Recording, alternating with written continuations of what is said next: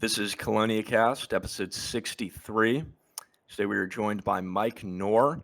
You may be familiar with Mike through his work with the sort of enigmatic bog turtle, a really fascinating little ammidid that's one of only two critically endangered turtles within the United States. Mike has worked with this species extensively. He conducted his master's thesis and looking at the sort of population dynamics and conservation of bog turtles. He's also worked with Virginia Tech in various capacities, looking at this species and others. And so we're really excited to talk to him today about sort of all things bog turtle conservation, ecology, and biology. So thanks for joining us, Mike. Happy to be here. Cool. Well, I think we'll sort of start this off with, you're working with a really interesting, fascinating turtle for those that are familiar with turtles in general. And I'm sort of curious how you first got interested in turtles and what events led up to you sort of working with the bog turtle. It's kind of been a long and winding road, to be honest. But I was one of those special children who, more or less came out of the egg, fascinated with turtles. There's not a time in my life where I wasn't, as far as I can remember. I my grandfather and I found a musk turtle crossing a road when I was 3, and that I think really kind of initiated my interests. And as a kid, I kept all sorts of turtles that we would find in the Midwest. I grew up in Illinois, so think about your usual suspects of snappers and painteds and soft shells and musks and things like that. So got acquainted, pretty hands-on as a child, and then in my adolescence, I started working at this wildlife center where I more or less took care of all the rehabbing of rare turtle species, spotteds and blandings and woods, and all sorts of other turtle species, both native United States and elsewhere. And it was like in 5th grade where I visited a biological station, the Central Michigan Biological Station on Beaver Island, Michigan, and I saw some graduate students trapping turtles and marking them and doing all that stuff. And I just got, really interested in getting engaged on the research side of things. So I immediately came home and started marking turtles in my local wetland in 5th grade. And I did it with a permanent marker, no notching involved, just the painted turtles. I couldn't figure out how to notch the snappers. And I was fairly convinced that I had the world's largest population of painted turtles because I never recaptured the same turtle twice because the marker would wear off. So I measured a lot of the same turtles over and over and over again, like it was the first time. But, so a lot of hands-on stuff. And I'm pretty convinced that if there was a World Olympics of turtle snorkeling, I would have been a strong competitor between the ages of like 8 and 15 years old. That's what I would do. I just fill canoes with map turtles and all the kind of usual suspects that I grew up with in Northern Illinois. And through college, got really engaged with research, with the Illinois Natural History Survey, doing radiotelemetry on spotteds and blandings and Messissagas and lots of other imperiled herpetofauna in the Midwest. And that really kind of like cemented my interest in the research side of things. It really took off from there. And, in my 20s, I spent about a decade living and working in 9 states across the Midwest and Northeast and Southwest and Southeast, doing mostly reptile amphibian surveys, monitoring, that sort of thing. Lots of turtle trapping in rivers and wetlands. There was a stint where I did quite a bit of education as well. I became a high school teacher. And while I was teaching, I knew that I wanted to stay engaged with reptile and amphibian monitoring. And made it very clear that my passion was always freshwater turtles. And, my childhood favorite turtle was always wood turtles. And living in the southern Appalachia, well, the closest critter you can get is a bog turtle. And it was also one that I was very fascinated with, but didn't have any experience with. I knew all the other original clemmies pretty well, but not the bogs. And so got involved with some local herpetologists. Was able to get into grad school at Clemson under Kyle Barrett, and developed, I think, a pretty interesting project with bog turtles in Western North Carolina that really kind of took off and hasn't ended. So we're still doing a lot of that work today. Well, that's the optimal scenario, I guess, right? To do a thesis that just keeps on giving. That's kind of the ultimate goal.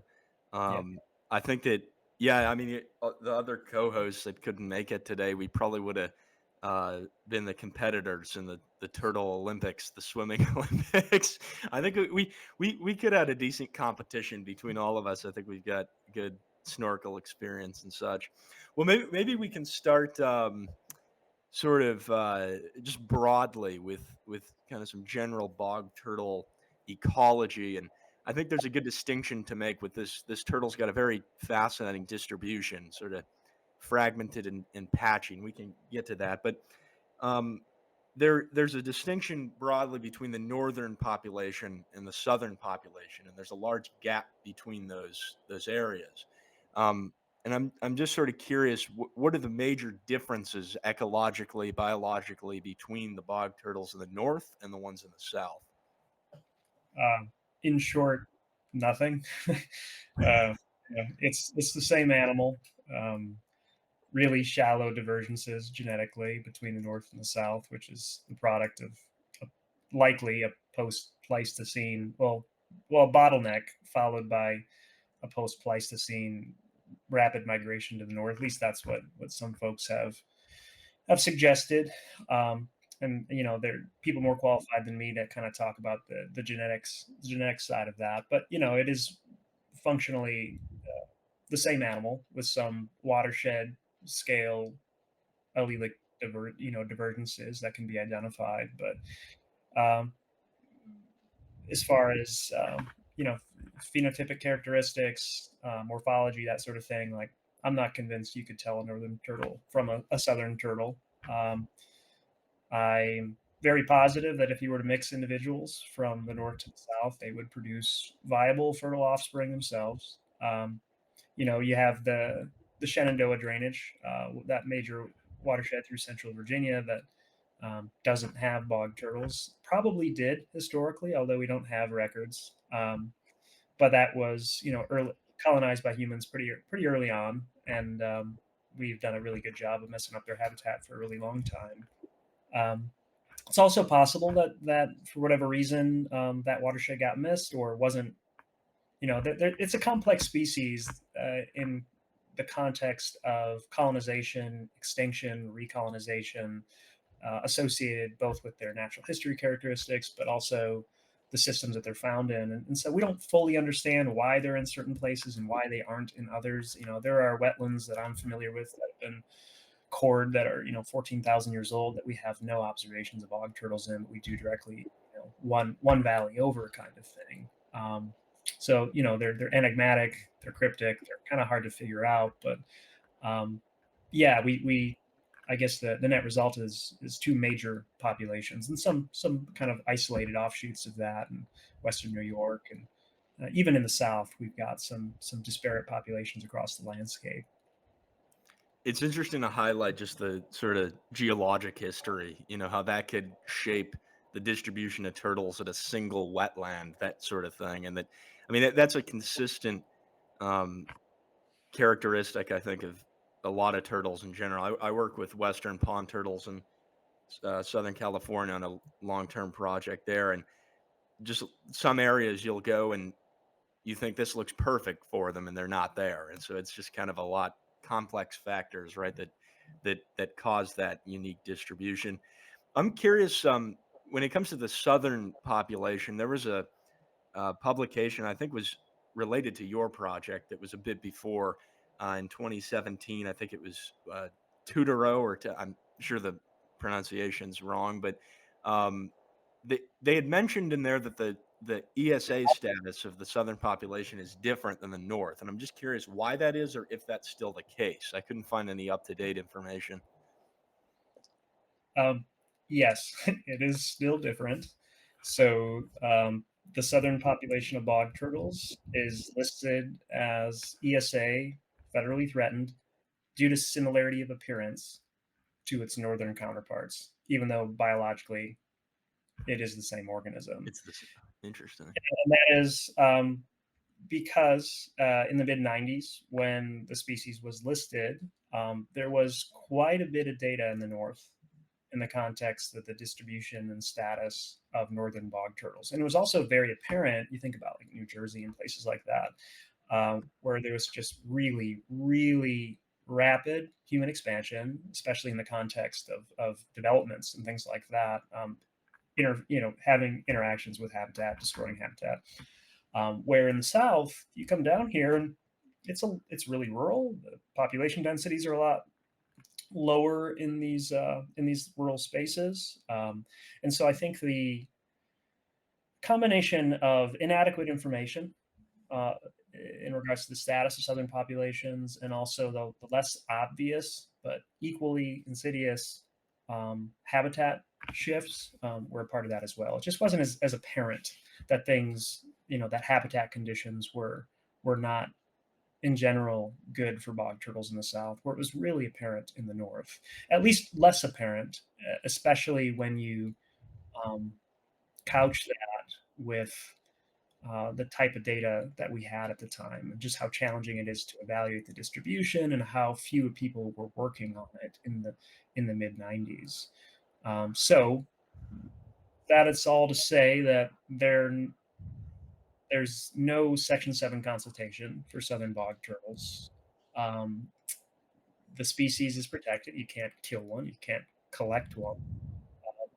You can't collect one because we can't tell them apart from northern bog turtles. So if they had left them unprotected in the south completely, that would have opened up a loophole for collectors to say, "Hey, our bog turtles came from North Carolina, and not New Jersey," or something to that effect.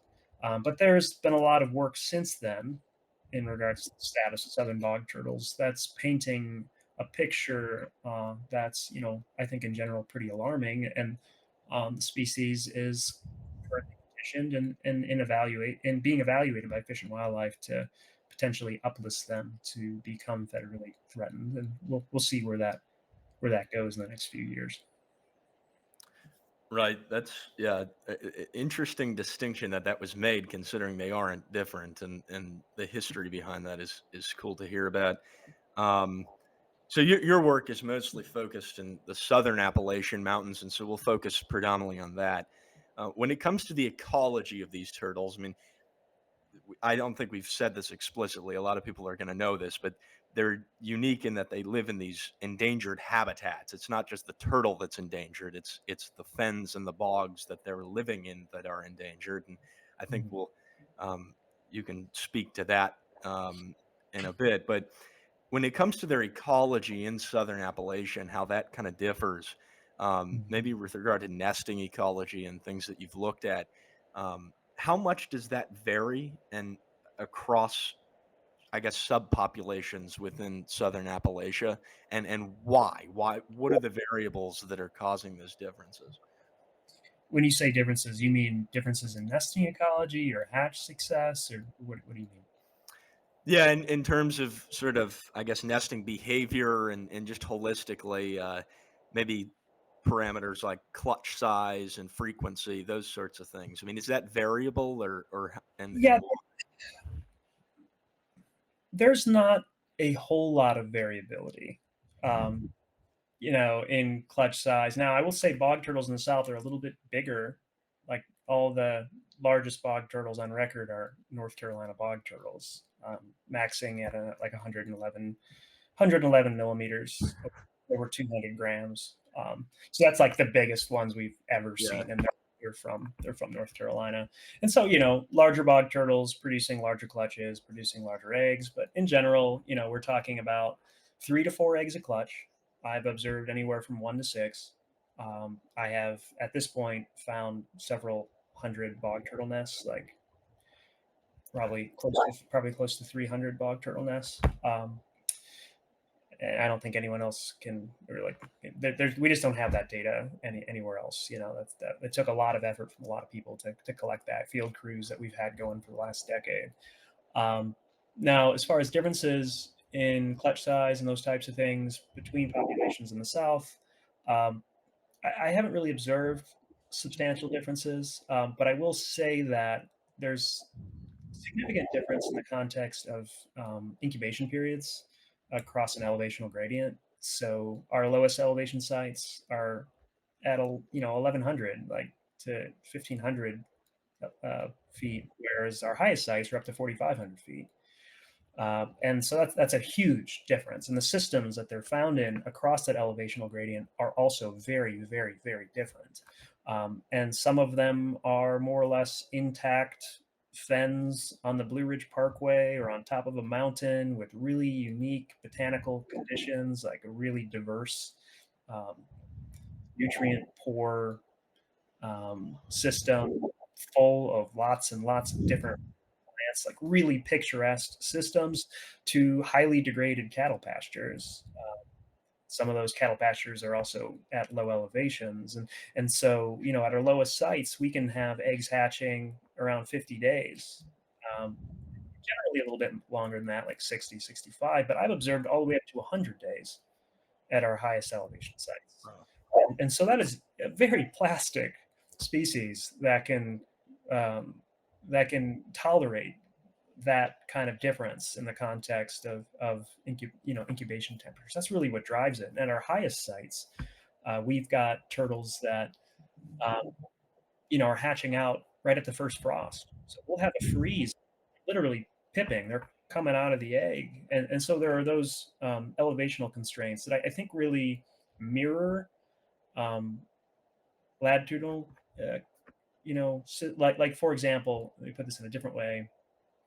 Our highest elevation bog turtle sites are probably more similar to the types of wetlands that you see in or I should say, the bog turtle hatching natural history is probably more similar to what you see in like Massachusetts, the northern extent of the species range, where our lower elevation sites are really not paralleled anywhere. It's much warmer, and they're kind of released from some of those thermal constraints that our higher sites have. But with the shifting climate, that's shifting as well. And just kind of thankfully in the context, because they are genetically predetermined in regards to their sex. So we don't have those same issues, same concerns, at least in the context of skewed sex ratios and things like that you have for some other species. So I'm curious, just that there's a lot to unpack there, I think, but do you see is there any trend in the disturbance of the bogs you're looking at with elevation? I mean, at higher sites, is there less disturbance or No, unfortunately, no. So we've got populations off the grade, off the mountains that are like in the Piedmont or on the edge of the Piedmont, where you've got a lot flatter land, right? And then when you're at the higher elevation sites, just by the nature of these mountains, the floodplains are a lot smaller. The flat land is a lot less available in the mountains. And as a consequence of that, farmers and landowners are much more likely to ditch the only flat spot when you've got such a small amount of flat potential area to build a house on or run cattle on or put a duck pond in or whatever it might be in those mountains, that than you would when you've got just a lot of flat land to mess around with. You might be more inclined to leave a wetland intact when you've got more of it. But that's just kind of like a general observation. There's a lot of variability between landowners as far as how motivated they are to dry wetlands out. There's a saying, too thick to drink and too thin to plow, and that is kind of the general perspective in the context of a lot of these wetlands. We either want to make them dry so we can run cattle, or make them really wet so we can have bass and ducks and things like that. interesting? So they're just hit from all angles. I mean, that is it's unfortunate that a low density habitat to begin with is so placed in a position where in all different angles, there's no reason to keep it as is for beyond just conserving it, I guess. Um, Subtle. yeah. Well, and so I'm thinking that question was kind of born out of this idea of at higher elevations, if you're incubating for longer, and I'm curious if you've observed this. If you're incubating for longer, that means you're at a vulnerable stage. Well, relatively. I mean, hatchling turtles fairly vulnerable regardless, but you're at a vulnerable stage where you're in an egg for a longer period of time. I could see that being an issue. Now, sometimes with turtles, after that first 24 hours in the nest, they're not predated. So maybe this doesn't make a difference, but is there more predation at higher elevation sites I that don't are think we I don't think we have robust enough data to really get at that. But I will say anecdotally, I mean, I did publish on this, but it was off a subset, like 5 or 6 sites. As you were saying, you kind of get a pulse of predation right after the eggs are laid. Mesopredators can smell the mothers, smell the eggs, or whatever it is, and then less so. But raccoons, opossums, skunks, things like that, they are do appear to be more likely to depredate the nests very quickly after they're laid. But then you have a whole suite of other small mammals, mink, shrews, maybe snakes. I observed crayfish predation, all sorts of things that are eating bog turtle eggs that will continue across the incubation window. And so, yeah, I think there's potential for increased predation risk the longer those hatchlings are in the eggs. But saying that, they will also remain in the nest for, in many cases, weeks after they're laid, and just kind of hanging out. uh, right, right. So that could influence it as well if at certain places they're there longer, that sort of thing with the climate. Um, I like to kind of tease out one point though a little bit more, and that is yeah, the main driver of bog turtle population decline, like bar none, is hydrological changes in these wetlands. And so there are direct, obvious ones, like a ditch. We see ditching. It's not just historical ditching. We see ditching today in a lot of these wetlands. Um, and that's very obvious, right? We're talking about a wetland system that is saturated soil and shallowly inundated, not even consistently shallowly inundated in many situations, but just like an inch or 2 or 3 inches of water.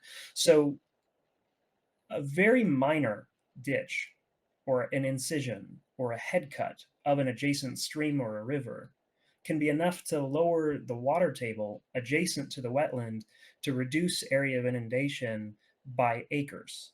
We're talking about very small changes adjacent to the wetland or in the wetland that can result in huge dynamic shifts in how wet the wetland is, how large of a wet area you have, and then how hydrologically stable that system is. Now you've got maybe one seep because of a DOT ditch adjacent to a road, one source of water feeding that wetland where before you had 3 seeps, and maybe one outlet, whereas before you would have had multiple, and a head cut runs up that outlet, or an undersized culvert that makes these changes. And so you end up with more dynamic hydrology.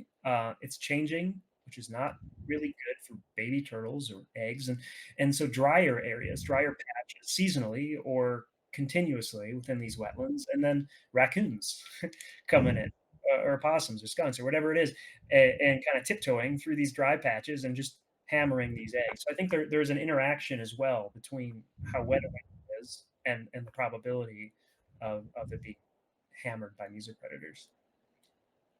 right. Well, this is interesting, and the conservation aspect is something that it's always interesting.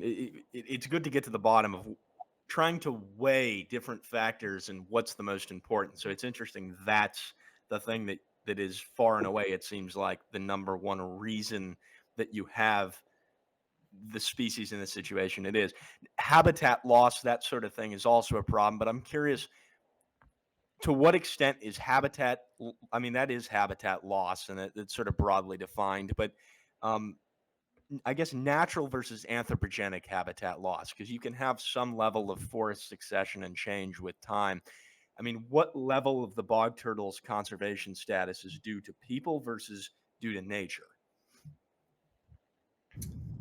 Um, Given the right conditions, the species can flourish, and it can have robust recruitment with really high population growth rates. And when you have intact landscapes, um, intact wetlands across that landscape, a dynamic turtle like bog turtles can really flourish. Um, you know, there's this kind of concept that bog turtles associate with early successional habitats. I think that's a little bit of a misnomer, a little bit of a misconception. If you talk to, at least when you talk to botanists who know more than me about the vegetative communities and the kind of the characteristics and natural history of the rarer plants in those systems, they tend to view them as more static than I have historically. Um, Based on those characteristics. We've got wetlands that are really, really old, and that the primary source of shift in that wetland is related to nutrient shifts. So, atmospheric deposition of nitrogen, upstream sources of phosphorus. There has been a change, and now there's more plant food than there's ever been. And so, these wetlands grow up and dry out because of increased transpiration rates. I would kind of suggest that it, their life history traits are oftentimes coupled with specialization on a short-lived habitat, um, increasingly short-lived today with the sorts of things that we're throwing at it, and that results in a pattern of repeated extinction, recolonization dynamics across that landscape, and that would have been all right historically, because you would have had so many patches up and down the valley, little stepping stones of wetland that they could have colonized and then back colonized across time.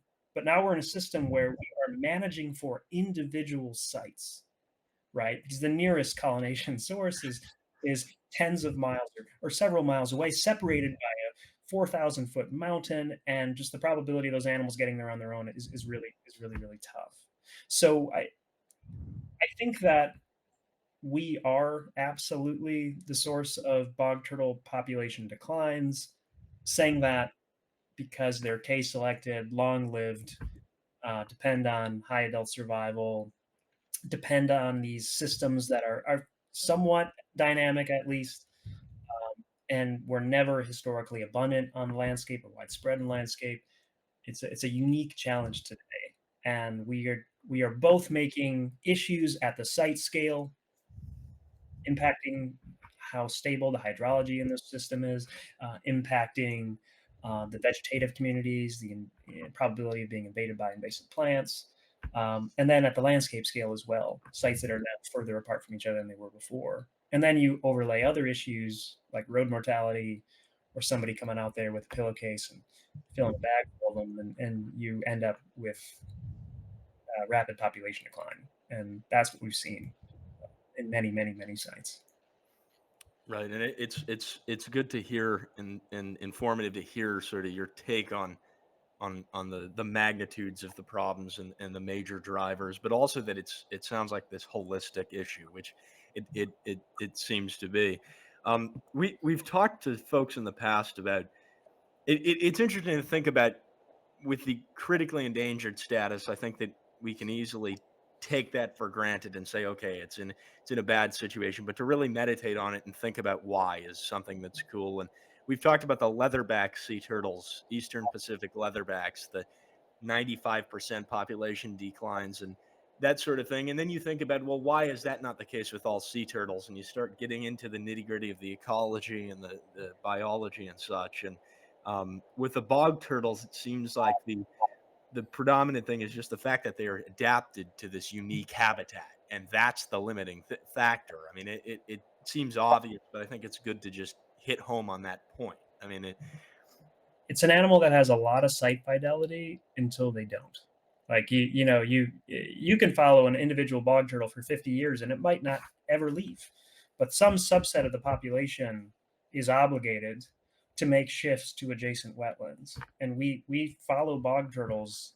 I tracked a bog turtle that was never associated with the wetland. It just like would go up and down this valley and got hit by a car and then rehabbed and then released after being rehabbed. We hope that it would show us where its wetland was.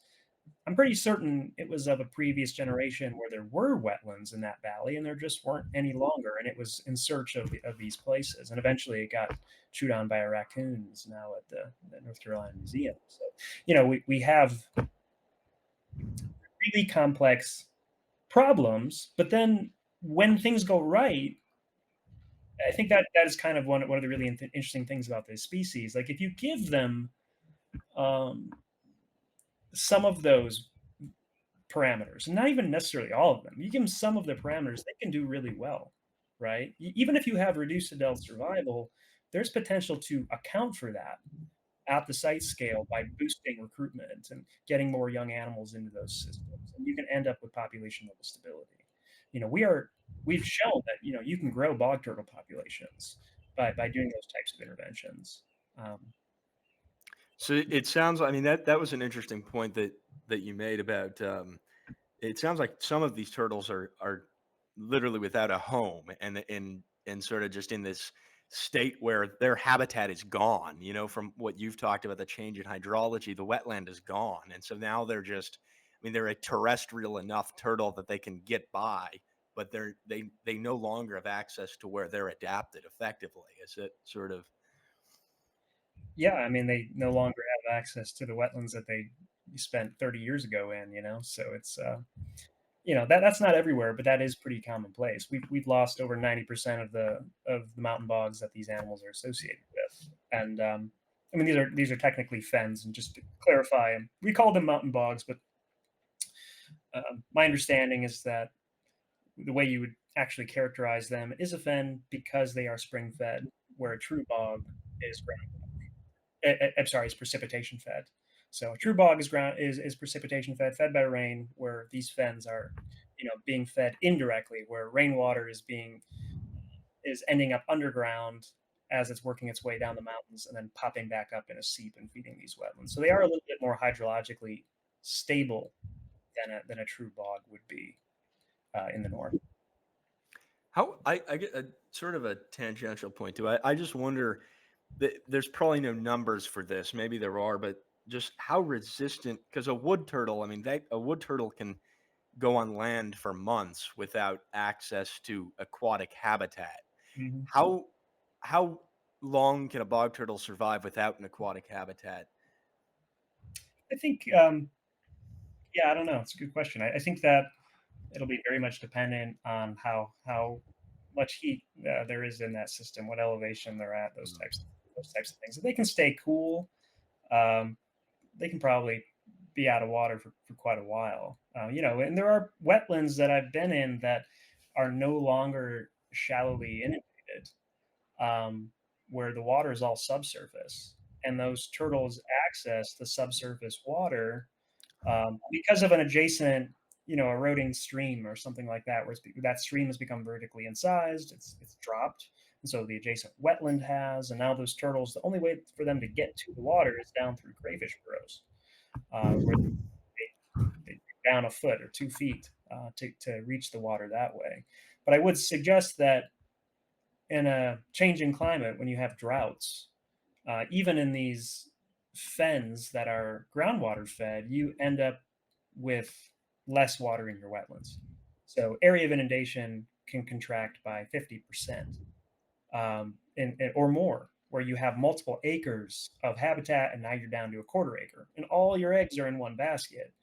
And we've observed, we had a massive mortality event at one site in 2018 as a consequence of that, where we had, over 50 turtles die. So, I would, in the context of that site, I think the underpinning issue was the drought, whether it was predation that killed the animals or disease or some combination thereof, might have been the final bullet. But even so, they're very much dependent on the hydrologic stability of the systems, and a lot of them have just been kind of tweaked, so they require really active monitoring and management. Right. It is an interesting scenario. I mean, other amidids you think about, if you take away a pond from a slider, it's not going to go more than a few days and survive. But you have these kind of living dead situations with the bog turtles that don't have access to any quality habitat, or like you've said, it's so reduced that it's effectively just a wasting away, and you can't do anything about it. It's unfortunate. It seems like almost their ecology and their biology is robust enough where they can deal with that kind of loss for a little bit, but the population can't, but the individual can. So it's When you think about like source sink dynamics, I think that's particularly relevant in bog turtles. Like there would have been populations that probably weren't really ever robust, and they might even have been transient. These little wetland pockets between larger ones. And so like if you were to look at that one little spot, like, well, the population is declining. We really need to think about these wetlands together when we're considering the status of populations. That would give us a better understanding of how things are actually doing. But I can assure you that, at least in a broad geography in the South, they're not behaving as metapopulations. They're behaving as discrete, independent units. Now, the turtles aren't. The turtles are still up and going. They aren't coming home. Um, but there are some exceptions to that. So I don't, like if we were painting in broad brushstrokes, I think the general trend is massive population declines across a huge historical geography of the species.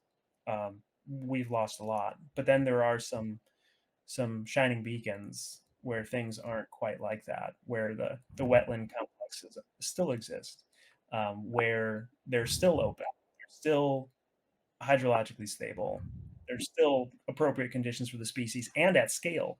And so we still have like metapopulations that are functioning in some locations as well. And that's really the good news. It's not everywhere, but it's in a lot of places. That's good. And maybe we can touch on that and then sort of get into some of the things you mentioned earlier about like where should we be targeting conservation efforts, that sort of thing, what life stages. But before that, I think this brings up an interesting point, and this is stuff you've worked on, and in terms of that's the ultimate goal of conservation now, I guess, with these turtles is finding those populations that are functioning at a more integrated, there's more connectivity there. And so what kind of tools are you using to kind of go into these places and assess how much connectivity is there? How many turtles are there? I mean, how are you getting that kind of data? Mm-hmm. Well, I think we should back up a little bit and talk Okay. about how historically we've done it. And Yeah. so you mentioned Annalie Tudoreau's paper from 2017, where she summarized the status of a subset of sites in North Carolina, where she generated survival estimates. I don't know if she included the abundance estimates for some of the sites, but the long and the short of it is that was the synopsis of decades of labor by dozens of people.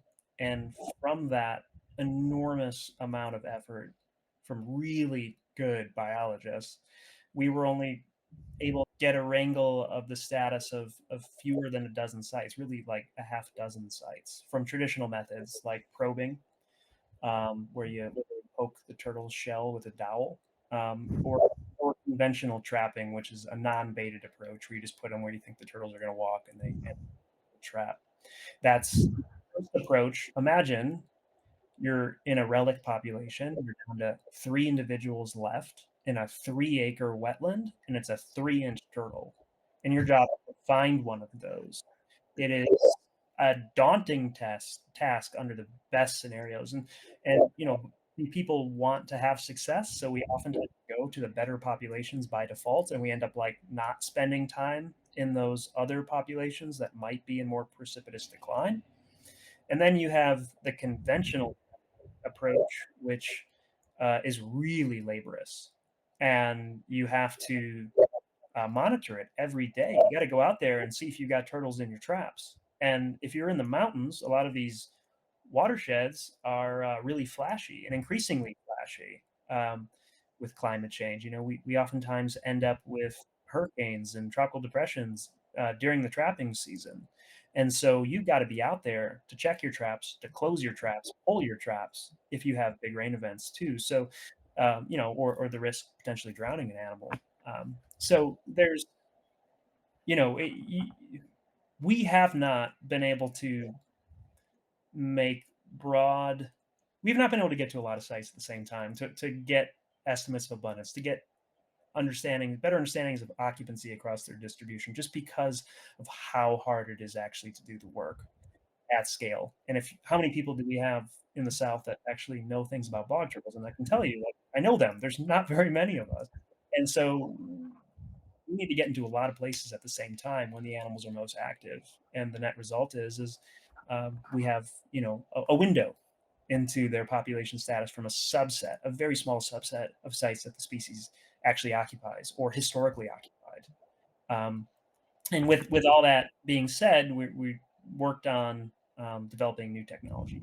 So I spearheaded a project several years ago, now in 2019, to evaluate camera traps as a tool to document bog turtles, as well as eDNA and like an experimental framework where we placed a bucket in these wetlands with a game camera pointed down in the places where we think the turtles would walk, and we put them in wetlands that we knew were occupied by the species, and we knew approximately how many we had. So we have abundance and density estimates as well, and then we also paired DNA water samples in those same locations that we collect camera traps from. And we're about to get that paper out, but the synopsis is both technologies can work. DNA can positively detect bog turtles, which is, I think, really exciting. And that's a really useful tool in certain situations.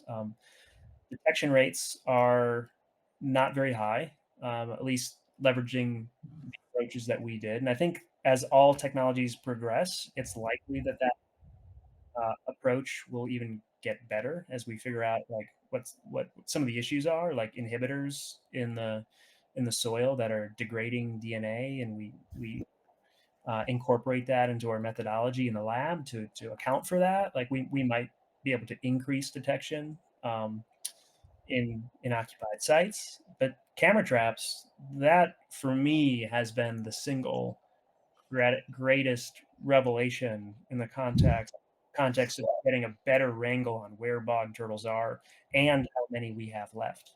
Awesome. Where eDNA is like, you get a 1 or a 0. Yeah. And cameras are like, this is a picture of a bog turtle. His name is Jim, and there's Sally, and there's that 3-year-old juvenile. So obvious evidence of recruitment. And so the detection rates are fantastically high with camera traps. They're higher than with conventional trapping. You pick up multiple individuals using these kind of super highways through the wetlands that it seems that a lot of the turtles use. And so you can get at occupancy with a high degree of confidence for really the first time, as far as I'm concerned, at least at scale, right? You get a bunch of biologists into a site that has a reasonable density of bog turtles, chances are you're going to find one. But if you need to work in a lot of wetlands and get kind of a rapid snapshot on the status of a species, the only limitation you have is the number of cameras you have. And so in the last 3 years, we've evaluated well over 40 sites now, most of those being discrete populations, and have been able to, with a reasonable degree of confidence, say whether or not they're occupied. And if they are occupied, for the higher abundance populations, generate actual abundance estimates, how many you have. And even if we don't have robust enough recaptures of the individuals that we've observed, we can pretty confidently categorize populations as being small, medium, or large. Is this a 50 turtle bog turtle site, or is this a 30 to 50 turtle site, or is this sub 10? And there's been a lot of modeling that has suggested how many animals would be required to have a population persistent in the future, presuming it's stable. And that number is 30. So a lot of our most of our bog turtle populations are sub 30, certainly, and so we can kind of start to get an idea of just yeah, how bog turtles are doing across the landscape. Turns out a lot of them are no longer occupied. Some of them, many of them that still exist, possess signals that suggest decline, and perhaps like immediate intervention would be beneficial. And then a smaller subset of that is like, holy shit, we've got a lot of bog turtles here. Who knew? We had no idea. Some of these sites, like, we got a 50 turtle site. We found a really good population not, 2 years ago, that you get a dozen biologists and you might find a turtle or two. And it's like, whoa, that's a 70 turtle site. Like that's amazing. We had no idea. And so that technology has really allowed us to get at that at a scale in a scalable way. And then if you are a land manager responsible for um, improving the hydrology of the system, restoring the site, knowing exactly where they are in the wetlands is really useful, right? You're like, well, don't put the big yellow machine over there because that's where they all hang out. Right. Or like uh, maybe the opposite. Maybe you're like, I want to put in some log jams over there by hand because I think we can make it wetter, and that's a really really great area. Or maybe that's the nesting spot over there, so we need to be thoughtful of that. So you get these kind of high use areas in the wetland that become really obvious as well, and activity patterns. Turns out like they're diurnal, really really really. I thought they might have been like bimodal, um, but they're not. They're not crepuscular by any means. They're peak activity is 3 p.m. and really clear when you've got thousands of data points to leverage for that. So. Wow, yeah, that's really I mean, the logic of using the game cameras is really interesting. Someone had mentioned this in the past, but I was curious how you mount them under a bucket and create a little runway effectively, I assume, for the turtle to come through the bucket. And then so that's a really interesting technique. That makes a lot of sense. And yeah, with their ecology, very conducive to just creating a little highway for them, like a toll road kind of, Yeah. just that's And that's and for the record, that there were people using game cameras and bucket camera traps for other species of reptile, um, pine snakes, and using long drift fences and things like that. But this was the first time that it had ever been used for this species, and now we've got partners all up the Eastern United States using them for bog turtles. They've now been used in seven states, I think, and people are beginning to use them in fens for spotted turtles and other species. And if you're interested in small mammals or like other critters in these wetlands, they're all using the same passageways. So I've got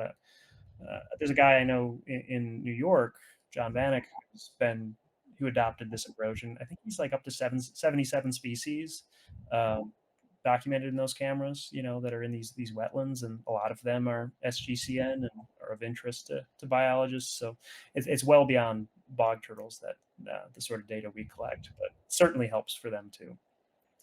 it's really interesting. Is there any plan on, maybe you're doing this too, looking at going back to the connectivity between habitats? I mean, you're talking about putting them in in the fens, the bogs, and is there any scenarios where you're putting them between areas in close proximity?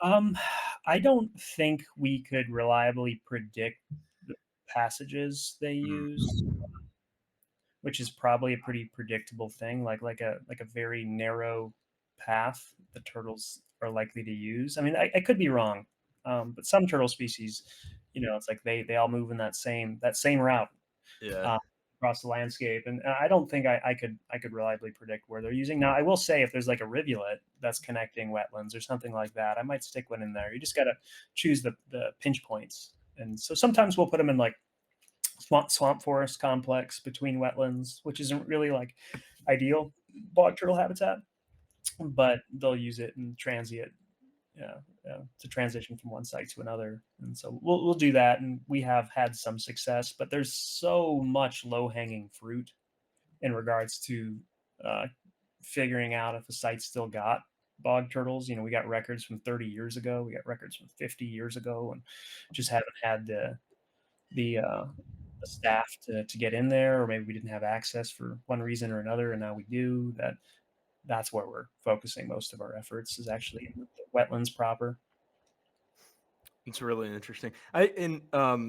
I think in the southern region, North Carolina has a very robust population. It seems like. I mean, why is that? Is there a history there that's different, or Um, I would agree with you that that is where most of the data has been okay? compiled. Um, Certainly, the largest geography that bog turtles occupy in the South is in North Carolina. That is, from yeah, I mean, it covers like five or six watersheds, Wow. and uh, but it's become pretty clear that across much of that geography, the populations are absent, and there are a few notable exceptions to that. Uh, I think that it's likely that the most robust populations, most intact meta populations, I should probably say, are not in North Carolina. They're in an adjacent state. You can figure that out. But Interesting. Yeah. that is confined to a single watershed.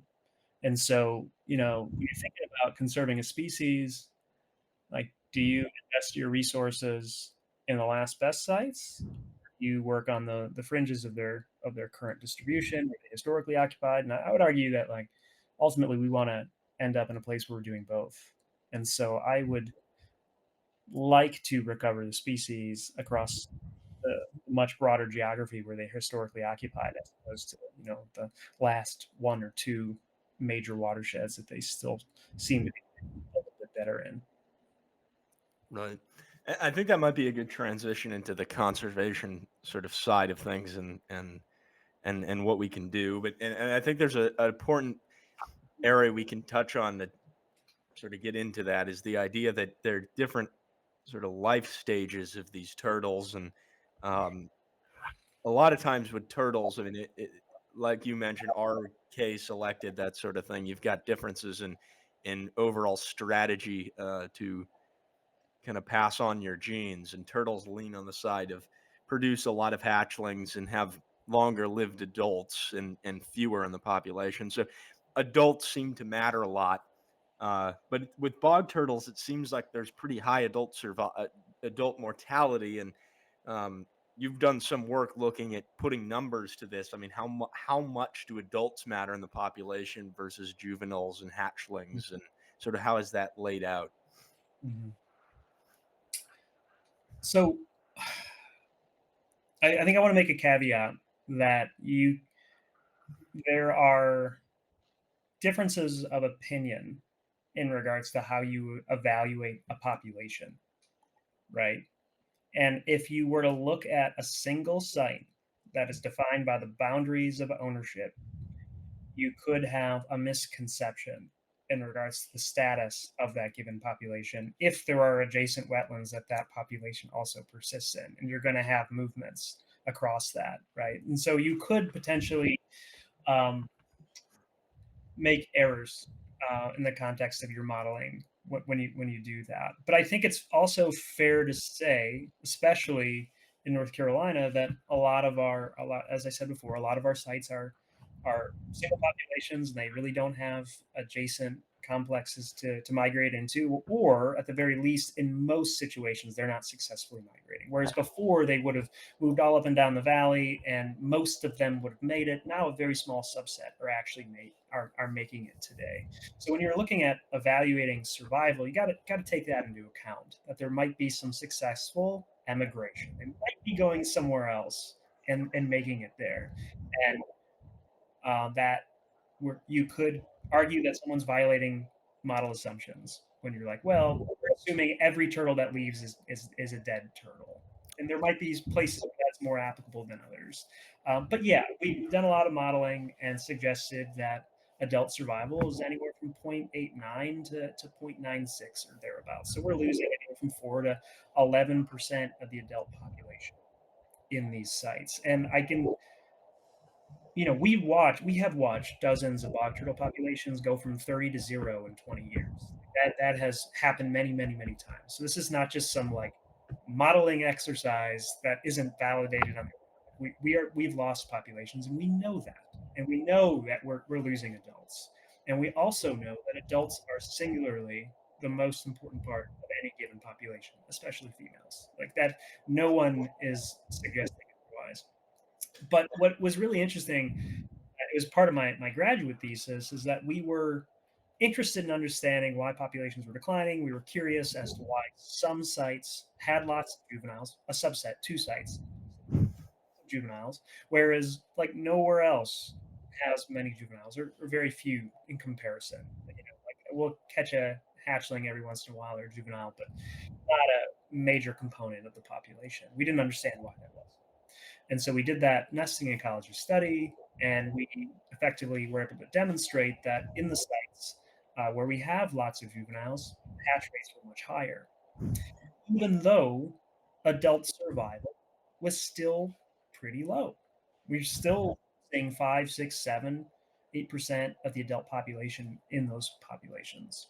And because of that, there is this kind of, it appears, anyways, that there's kind of this compensatory effect where in an ideal universe, you're sitting at 96, 97, 98% annual survival. And you don't need to lean on, gangbusters recruitment. If you have gangbusters recruitment, you can tolerate losing a few more adults. That is just kind of a novel system, though. And in most of the wetlands we work in, we don't have that sort of compensation. So it's really, a 1-2 punch of fewer adults surviving in any given year and a complete absence of recruitment, which has been predominantly linked to failed hatching of the bog turtles themselves.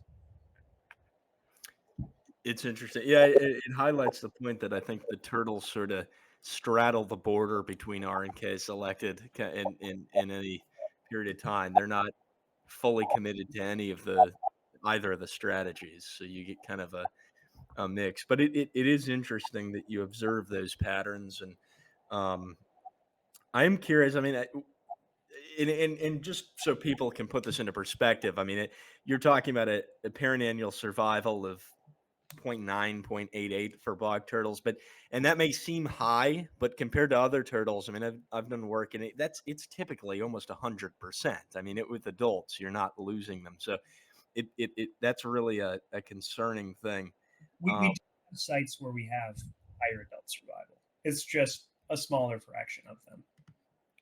Well, and it seems like you've got to, I mean, you have to think about this at scale because of the habitat situation. Like you pointed out, you may be violating some assumptions, but in some areas it probably is a closed population for the most part, and that's going to differ. So you may need to even have a parameter for that kind of thing, depending on where you're surveying. Right.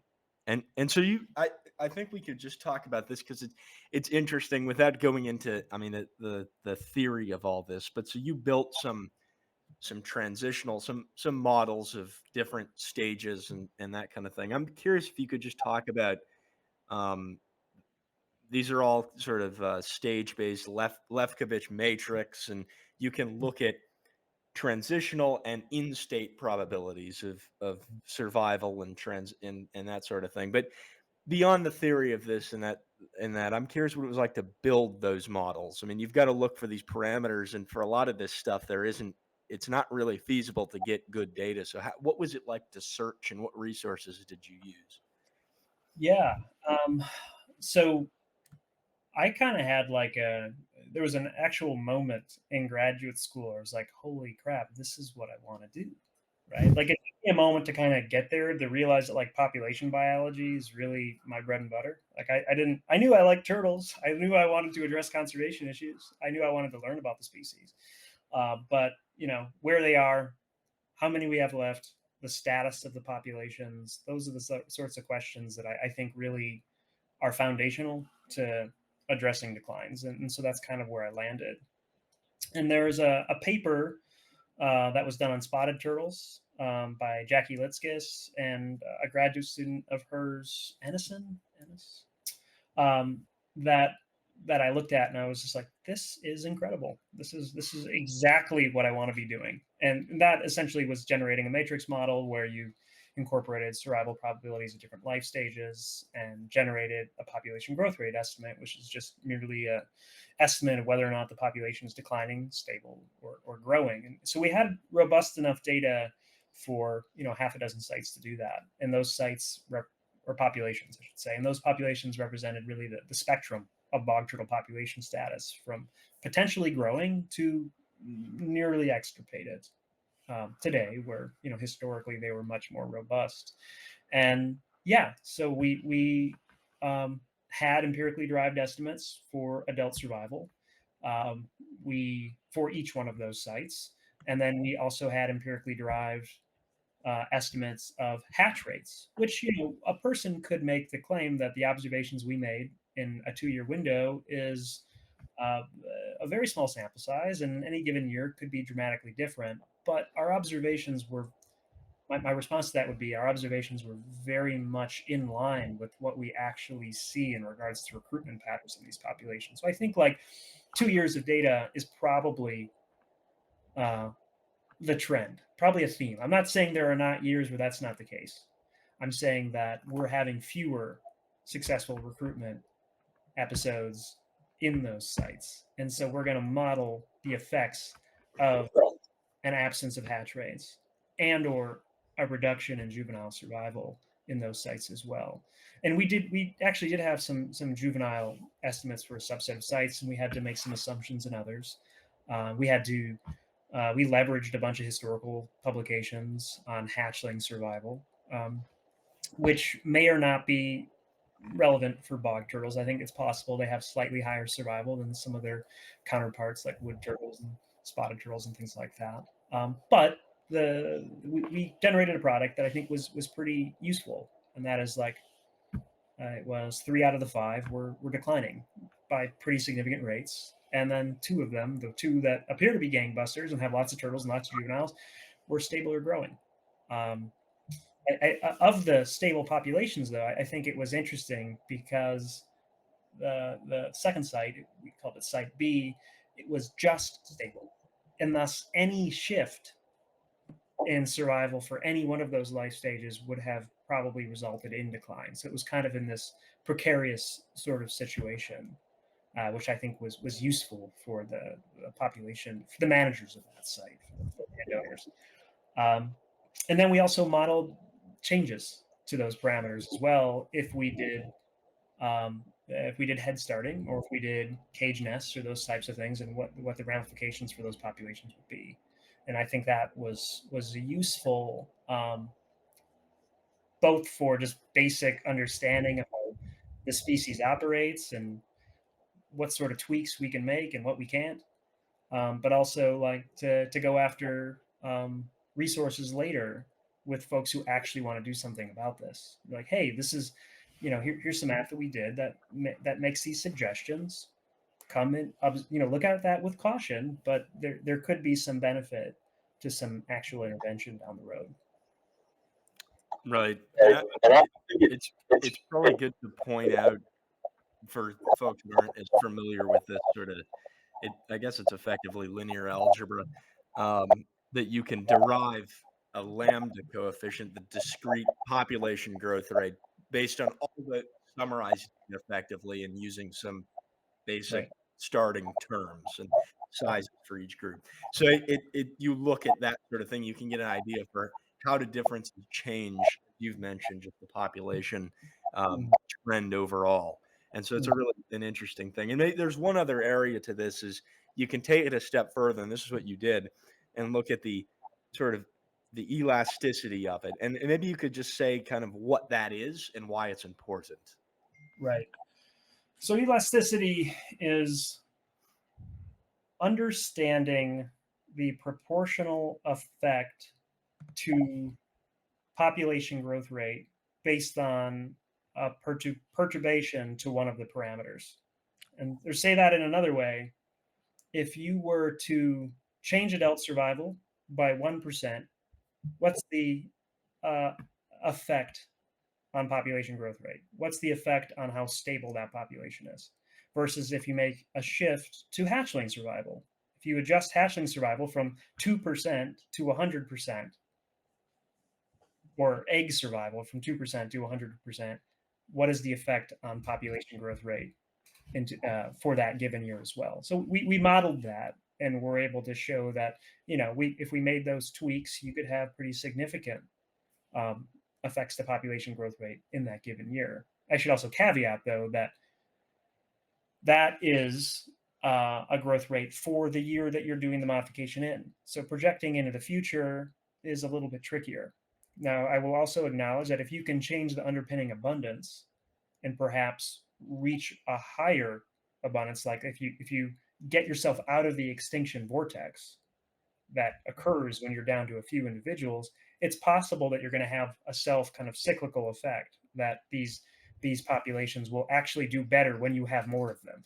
More individuals in those populations. But that's just me positing out there. And you can also run PVAs, population viability analyses, based on shifts in population growth rate across time, incorporating stochasticity and those types of things, and seeing what the population is likely to do into the future. And if you walk away from a lot of these populations, they're probably going to decline if you stop doing those things. So some people view it as like a stopgate measure. We're just going to intervene, get us from 5 turtles to 20 turtles, and then walk away for a while. And then there are other folks out there who've kind of suggested that those types of interventions should actually be like a cornerstone approach to recovering the species. Spencer in Australia did an interesting paper that looked at intervention with red foxes on snake neck turtles out there, and that was kind of his conclusion, is that this is not merely a stopgate measure, but should be like a part of a larger conservation approach. And you really can't untangle this types of efforts from all those other really critical conservation efforts. This is not the only thing you should be doing. And so I hope no one in this audience who hears this suggests that thinks that I suggest that. Like, we need to be restoring habitat at the site. We need to be improving the hydrology and the vegetative composition and structure.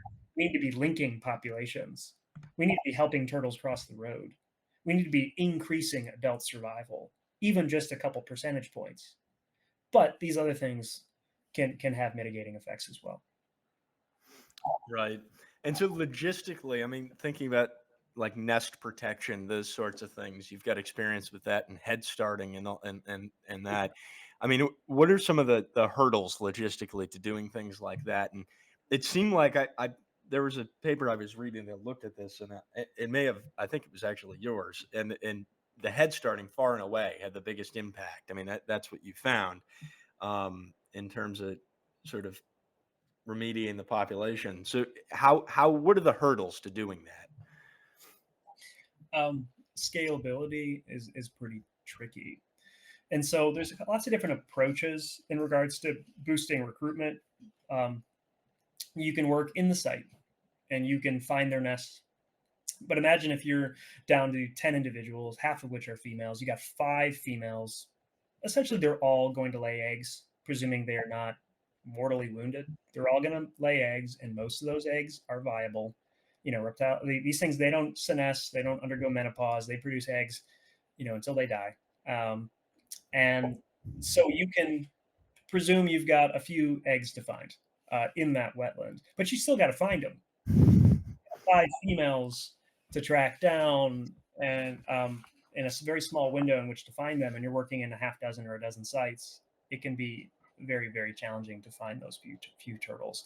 So there's also an alternative approach, which is work in your more robust but declining populations and try to, for the same amount of effort, you're more likely to find, a dozen or 2 or 3 dozen nests in that site, which you can protect them with cages or electric fences, which is something that was novel and never been done for bog turtles, that we install around nesting areas or head starting. And there's an open discussion, and I'm not a decision maker. That would be the state wildlife agency that would make that choice. But there has been discussion about whether or not it would make sense to move hatchlings from these more robust populations, presuming we've stabilized them to a reasonable degree, anyways, most years, to these other sites that are in decline or extirpated or not don't have opportunities for colonization from adjacent populations and those types of things. Right. It's all sort of interesting to think about. Maybe we can talk a bit more um, in terms of, and then kind of wrap things up in a few minutes with just the conservation broad takeaways. But I just want to know more about the part that doesn't make it into the academic papers. You know, you're out there working with these turtles, and you have, I think, a official record for the most eggs examined out of any study. I don't know if that's currently the case, but I'd imagine so. And I'm curious, I mean, what is it? What kind of effort did it take? What was it like to track down female? I mean, how did you do this? How are you finding these nests? Yeah, so during that study, it was a lot of effort, and we've had over 20 technicians over the years working this stuff, who gained a lot of really great experience. But the way to find a bog turtle nest is to watch them nesting. That is simply the best way to do it. And so it's a lot of evening work. Yeah, doing radiotelemetry on those turtles, showing up and spotting them, and then hanging up a flag and saying, "Hey, she's over there. We're going to come back tomorrow morning. We're going to check the spot, find the eggs." We also thread spooled a lot of those females as well. Um, and that gave us a lot of better understanding of habitat usage patterns. And in case we missed the actual nesting event, we could backtrack along that thread and find the nest that way. And then for some of the sites, especially sites where you're doing really active nest habitat management, we got a pretty good idea of like where those turtles would come in to lay. And so it was kind of a combination of approaches: radio telemetry, thread spooling, and then just like coming in and freestyling and spotting them. Because, they nest on a predictable bell curve as well. Around the 15th of June, that is like give or take a week, that is peak nesting season. And so if you hit the top of that bell curve and you've got a pretty good idea of where they're nesting, you got a decent chance of observing a turtle on a tussock. And so they nest in the wetlands, which I think is another really interesting ecological or natural history component of the species. There's a lot of other interesting papers out there on snapping turtles and painted turtles that show, hugely male skewed populations. We don't see that with bog turtles because the females nest within the wetlands, don't have to cross the road or nest on an embankment of the road in order to have their eggs be incubated. So we found, yeah, hundreds of nests that way, and sometimes also just opportunistically searching, kind of getting an eye for it of where they're going to nest in a wetland, and yeah, putting your gloves on and carefully moving the sphagnum and set tussocks and that stuff around, and you can actually see kind of the imprint of where they nest. But I think, like, if your kind of broad question is like you've spent a lot of time with them in the wetlands, what's your favorite part about doing that? Like, I have spent a lot of evenings in wetlands with bog turtles. I've gotten to know them as individuals, across a lot of sites, and figured out where they move and how they move and who they spend time with and where they hibernate, and those types of things. And this is kind of a cross species for me, but my favorite concept associated with turtles is really oftentimes has to do with spatial memory. And bog turtles just have like incredible spatial memory, which is maybe not surprising, but their thread spools really allowed us to see that in real time, because in the camera traps later on as well. But it's become really clear that they use the same areas every day. These are creatures of habit until they're laying, and then a female will just up and go. But the thread spool itself is 170 meters long, and they would run those out in 12 hours sometimes during the nesting window, especially. And they might have only moved 15 or 20 meters. And so you have all this micro scale movements around that tussock and over that log and across that rivulet, and then you realize there are dozens of threads, and they're all doing the same thing. And that same turtle went out to wherever she went to go feed on whatever she fed on, and eventually she turned around, and the route she took back to where she started, to that same hole under that willow tree, is identical, like literally identical to the route she took out. You're pulling the thread off itself. So like to get to know these little underground gremlins is a pretty neat thing to see. Just like and that turtle's been doing that for decades.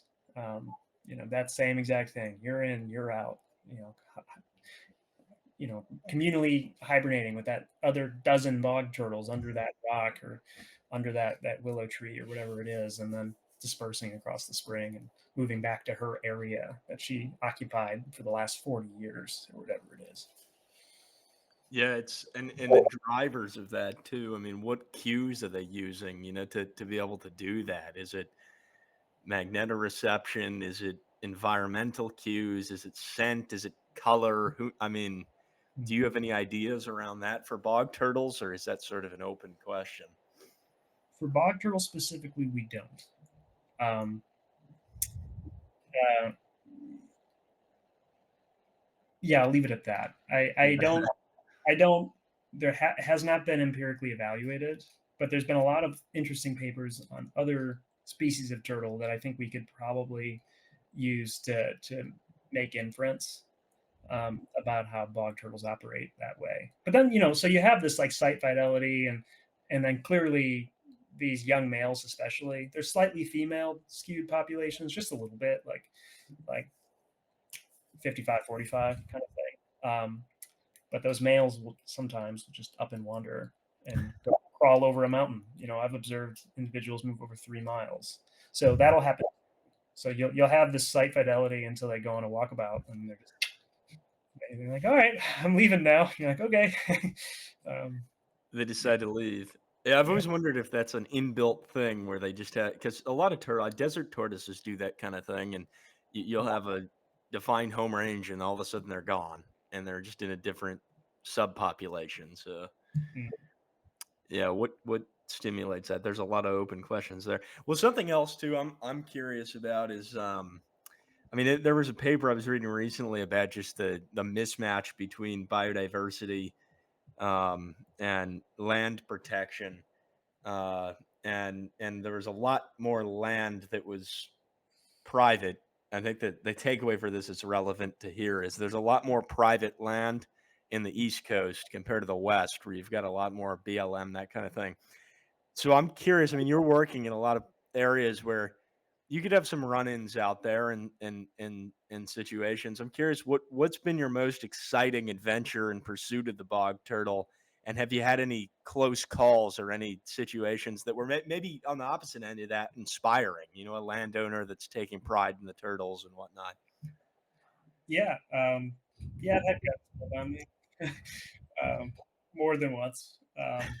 Yeah, there's pretty strong opinions down in the South in the Yeah. context of land ownership, and if you are, doesn't matter like who you work for, what you're associated with, you're all the government. You're all the same government. Yeah. So that being said, like I like to gab, and I eventually I've won over a lot of those more hostile, uh, older folks, and I think really what it comes down to is time. Where the first interaction might have not been the most perfect one. I made a mistake of putting a game camera on the wrong side of the fence once, and learned a valuable lesson there. That was before like Onyx app and stuff like that was readily available. Um, I think I've certainly gotten away with things that makes me pretty lucky. But by and large, like you spend time with folks, like he comes back every year. He's just out there in that wet spot with those little Yeah, turtles. exactly. We don't know he's a little special, but we got an affection for him. Like that's kind of the approach I've taken. And I don't come in like all high and mighty and like, well, there has been time and across my life where I've leaned into the ecological benefits of the species and the landscape, or some kind of high lofty, like to keep every cog in the wheel is the first sign of intelligent tinkering. Like that is all certainly stuff that I believe in, but it doesn't really connect with the the community that I mostly engage with, which is 80-year-old white farmers. So um, with them, it takes a different approach, which is generally like, I think the way that I connect with them best is I frankly just find them really interesting. I can't really fully articulate to you why I do, but here's one.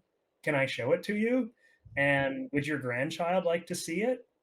And would you like to come out with me when they're hatching? Because I'll show those to you as well. And that sells pretty well. If you're going to make any headway, and you don't always, but we have made headway with landowners that historically ditched a site, and we're like, okay, we'll leave that. We'll let that be wet now for the turtles. And you're like, sweet, thank you. Yeah. People that walk in front of tractors to make sure box turtles don't get crushed. Like that doesn't happen everywhere, but it does happen. So, we've had lots of exciting stuff over the years with landowners and met lots of interesting people in very rural places. But by and large, regardless of their political leanings or their philosophies in the context of conservation, like they're good people, right? And so if you're like, hey, you want to, like, these folks know a lot more than me.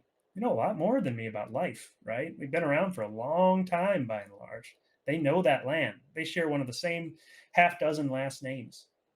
And so if you give them space to talk about their experiences, chances are you're going to learn something and you're going to like them.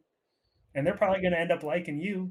And they might make space for you to do that work, or for them to, they might come around. And so I think we've had success just kind of coming in person to person. I think that's a healthy take on it. I think it's too easy sometimes with. I think about this a good deal. Just like the amount of effort it takes to um, undertake a lot of research, that sort of thing. It's easy to get caught up in this, uh, sort of higher.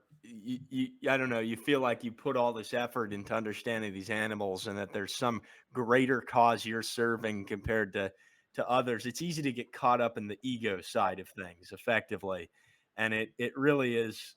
It's a downside in conservation because it's really counterproductive. I mean, the people that are going to make the difference are the ones that aren't doing the research. And um, it's really, I think, if you, a lot of people come off strong, like you're saying, but if you give them a few minutes, they come around. And um, I think that's a really good thing to hear, just in terms of like going forward, future endeavors, that sort of thing.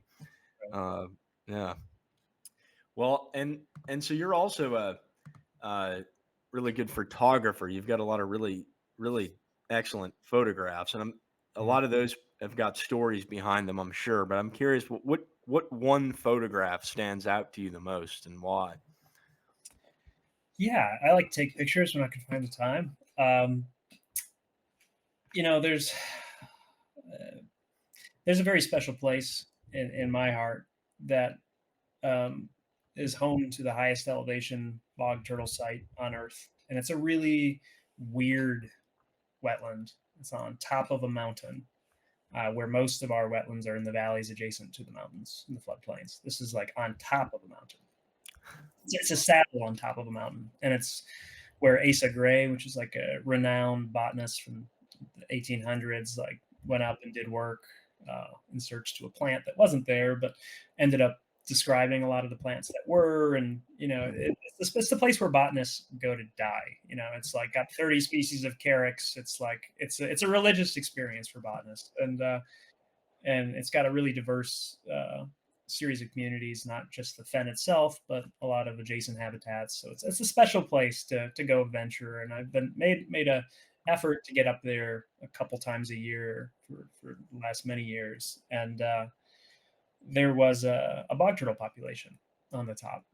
And I don't ever know if it was a robust population or if it was kind of part of that source sink dynamics, because you had wetlands on either side of the mountain and maybe it was connecting those ones. But Dennis Herman, who's kind of one of the founders of bog turtle research in the Southern Appalachia, he came on as a student of Bob Zappalorti. He started studying the turtles there in the mid 80s. And So there hadn't been a turtle seen in about 18 years. Maybe it was 16 years, 16 or 18 years. But there hadn't been one seen somewhere between 2000 2002 was the last turtle observation, and then I found a male on in that fen in 2018, which was just like this incredible experience for me to find him. And he was living under a rock with a water snake, and he was big and gnarly and been around for a long time. And then I just continued to recapture him, and not just in his hole. And the turtles have a lot of fidelity, but half the time you go check their hole, they're somewhere else. And so I recaptured him in a few locations over the years when I could get on top of this mountain. Um, but I never caught anybody else. And 2 years ago, I was up there with our field crew, and I said, "Hey, I said, reach into that hole under that rock. There's a fair chance number 6 is under there." He was the 6th marked turtle for that site. And my tech pulled him out and handed it to me. And he goes, "That's not a boy." And Huh. I'm like, "What? What? Not a boy? Give me that turtle." And it was marked number 1. And so I've got a photo of her. She was first captured in 1985 or 1986, one of those 2 years. As a 15-year-old was the estimate at that time, making her at least 53 when we encountered her. That was the last time she was encountered was in the 80s. And I don't know where she's been. I don't know if she's been in that wetland all along or she wandered off and came back. But seeing her, and that's one of the older. I know that Bob's got some records now. I think from maybe the late 70s or very early 80s. He's got that beat by about 5 years, I think. But so we have turtles now entering like the 60-year cohort from when they were first marked. But they're still alive, and they appear to be still laying eggs and doing their thing. And it's nice to know they're still in the landscape and capture that with a picture when I can. That's awesome. It's always fun to find, turtles from a previous study. I have a similar with the pond turtle work in California. There's been some work done in the 90s, and occasionally you'll see a turtle with a drill hole, and it's got a history. It's kind of a cool thing. Right. And I don't even think necessarily that like she's special. She's her own turtle. Like she's a unique turtle. But I find lots of turtles that look just like her that have never had a notch. So I don't think like she's uniquely old. She's just one of the few that we actually have that data for. And so I look forward to in the next 10 or 20 years kind of getting actually a better wrangle on how long the species can persist. We don't really know. 60 plus. So right. And so you're currently doing work with these turtles. I mean, what are the projects, maybe not necessarily what you're doing or what other people are doing, that make you most excited for bog turtles? Mm-hmm. Well, I think maybe 2 parts to that. I really, as I was suggesting before, like have kind of bought hook, line, and sinker the camera trap approach to evaluate occupancy and status of populations. And I think that is an absolute game changer for the species. I think it's going to have huge ramifications for how we evaluate how they're doing, but also for like permitting and all sorts of other things where we have these conventional phase 2, phase 3 surveys, which take a long time and are also confined to like the spring when they're most active. The camera traps pick them out through the year. Certainly activity patterns reduce a bit come July, and it appears to maybe also increase in the fall. But you could potentially camera trap through the year, which will resolve a lot of our logistical constraints in the context of evaluating how the species is doing. So just the scalability of that, I think, is really cool, and something that I look forward to continue doing, and collecting all the other associated demographic information in regards to recruitment and stuff like that. But by and large, the most important stuff that's happening for the species is associated with restoration. And so there's a lot of good work happening in the South. I'd like to see more of it at a larger scale, obviously. But, on private land, there's a lot of opportunities. to protect wetlands, to have easements paid for by federal programs like the Working Lands for Wildlife Initiative, through associated with Natural Resources Conservation Service or NRCS. There's PFW projects happening all over the place to, I should say, Partnership Fish and Wildlife, which is a fish and wildlife program that's paying for restoration, and there's a lot of good folks working on that too.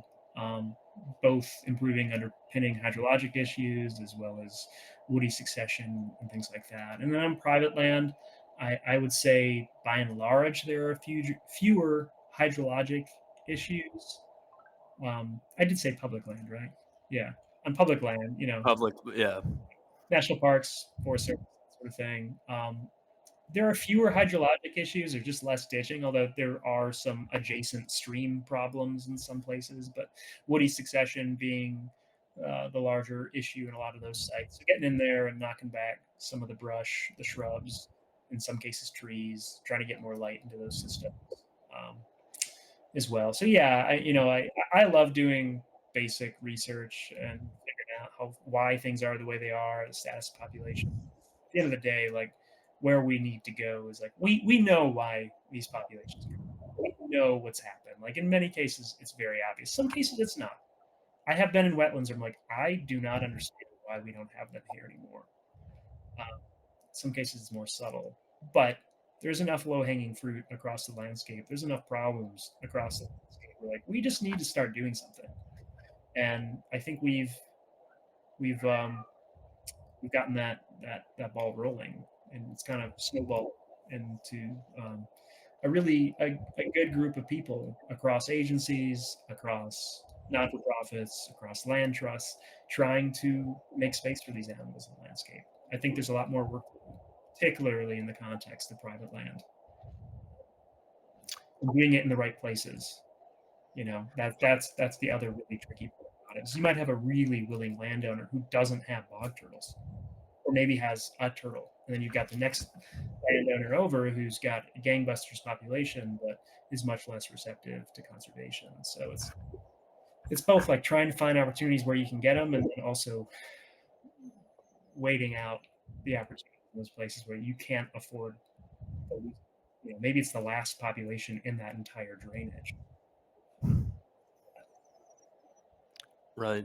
Well, before we sort of wrap up with a few questions that we sort of always wrap up with, I forgot one more. With this turtle in particular, I mean, it's such an interesting case that I assume there are probably some maybe counterintuitive issues that may not be super upfront for conservation programs with them. I'm curious if there's anything that is kind of obscure that, and we've touched upon a lot of this maybe, but directly, if there's anything for people looking to conserve them that isn't obvious that you need to consider.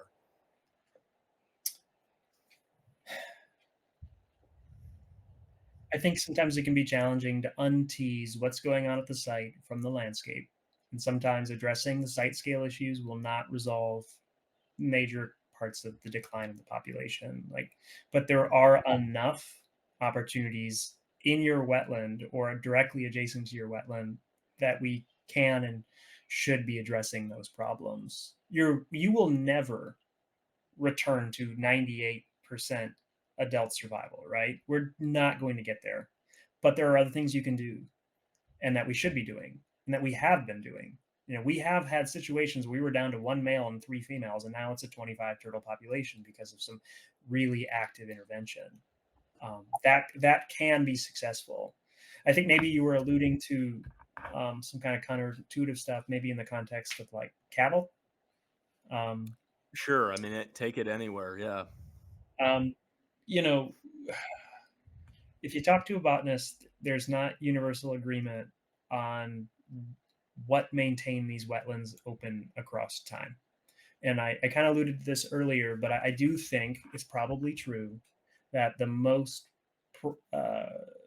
greatest driver of open canopy fen within a swamp forest complex would have been related to the absence of nutrients in those systems. And now we've gotten to a place where there's a lot more plant food.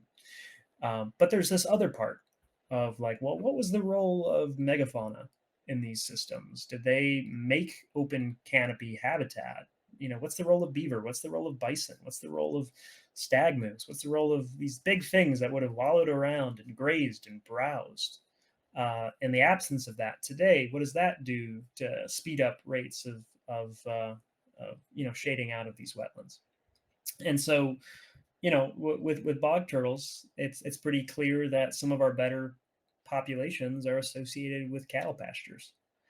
Um, Cows maintain the appropriate structure for that to meet the life history requirements of that species, both thermal regulation of the adults, but also incubation for the eggs. And cows at high density can step on the bog turtles and kill them. I've seen them. I've seen lots of broken shells that have healed. The whole spectrum. So there's kind of like, it's not white or black here. It's on the continuum. There's density thresholds that can be exceeded. There's targets that can be met to incorporate grazers or goats, into the landscape and keep it open.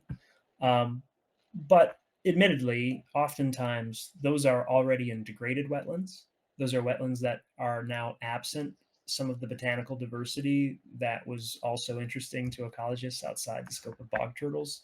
So in those more interesting wetlands where you've got rare plants still, oftentimes we won't prescribe bringing in 1,000-pound beasts. Coming in with a softer approach, coming in with chainsaws and brush cutters and things like that, and open them back up.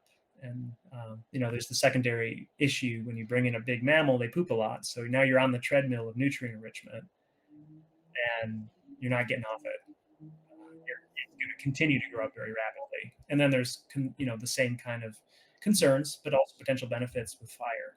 So fire can be an important tool in some of these wetlands, but also exacerbate the nutrient enrichment issue. So, where I'd like to get is that we manage these habitats for bog turtles, but we're also managing them or being thoughtful to some of the rare plants in these systems that might be less able to tolerate a 1,000-pound critter with a big hoof. So it's really insightful. It does beg another question. I probably could keep asking, but I've got one. When you add cattle to a fen or a bog situation, I mean, you're talking about it's sort of a lower steady state of nutrients, and if you do that, you can push it into a different sort of state. But how does that impact the diet of the bog turtles in southern Appalachia? I mean, what's known about that? it's interesting. I have watched bog turtles just sitting in cow patties, Yeah.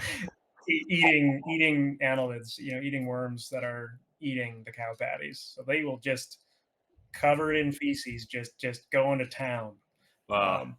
on the insects that are associated with processing that waste. Um, they definitely alter the nutrients and the productivity of those sites, and I think the bog turtles are in part being subsidized by that. And then in our lower nutrient systems, oftentimes associated with our higher elevation systems, um, also being exacerbated by the shorter growing period. There's a really big difference in the growing period of 4,500 feet than there is at 1,100 feet, right? That's a huge difference in the Right. South. There's probably less food, and they probably have fewer months to consume that food, and it's probably taking things longer to reach sexual maturity than it is for their counterparts at lower elevations. So yeah, there's this a whole like synergistic effects of temperature and food availability, and then the presence of these big grazers and what they're doing to the systems. And that's not just growing them over with woody vegetation or the prevention of that, but then you also have thatch like juncus, rushes and sedges that can get really high density. And so once you have that nutrient enrichment, you need those cows to go back in there and whack back that thatch to mow it down, or it'll grow up and then the turtles won't have somewhere to nest, or they'll try to nest on top of the thatch, and those eggs will fry because there's no thermal protection from the sun when it's not like in a matrix of soil and sphagnum on a tussock. So there's yeah. Right, they're opportunistic omnivores, and it's contingent upon the habitat, and the habitat varies a lot. So, yeah, Yeah, if I they- brought you one wetland, you'd be like, "Wow, this is amazing." And if I brought you another wetland, you'd be like, "This is totally different than the last place you brought me." And I'm like, "Well, the turtles don't really care. They just need sunshine. They need a little bit of water. They need a landscape that's not covered up in rows and houses, and they'll persist." right. Well, that's really interesting. So, I guess the just the closing sort of remarks here. The biggest question here with the bog turtle, I think, is just, I mean, with what we've outlined, we've talked about general ecology, that specifically focusing on the southern portion of the range, and sort of how you go about asking the question of what's going on with populations, what are those drivers, and what's the status. And the conservation status seems pretty bleak and dire, but maybe there are certain areas, as you've mentioned, where there is this connectivity, and maybe it's more robust than we think. But with respect to the populations that are not doing so well and the species overall, I'm curious what you think of the trajectory in 50 years, and is there hope for reversing some of the negative trends we're seeing, and is the species in a critically endangered situation? I think there's a lot we don't know about Southwest Virginia, um, and that is where we have some of that connectivity. We also have that in some places in Western North Carolina, um, and so it's a bit hard to extrapolate projections into the future. Same issues that exist in Georgia and Tennessee and now they're extirpated in South Carolina are likely to be, and North Carolina, like exist everywhere, right? We've got ditching, we've got people converting bogs into ponds all over the place, still happening to this day. But as I said before, we have places where they're doing better. We have individual populations that are doing better. I would say our largest known populations are in North Carolina, and now those individual populations are being very actively managed by various partners, NGOs, land trusts, state wildlife agencies, Mountain Bogs National Wildlife Refuge, Fish and Wildlife, like Forest Service, like a lot of partners actively managing to keep the species on the landscape. And I think that it would be unlikely that the species would be extinct in 50 years across all of those populations. I wouldn't see that happening. We have enough conservation momentum in important places for them to persist somewhere. I'm less interested um, in that, though. I'm more interested in getting a robust understanding of how they're doing across a broad geography and then doing targeted interventions across that geography. And what's very apparent, as I've said before, is that there's been a huge contraction across their known historic range to where they appear to be persisting today. And then you have relic populations. We have lots and lots of relic populations, both that are below the threshold of viability by any metric.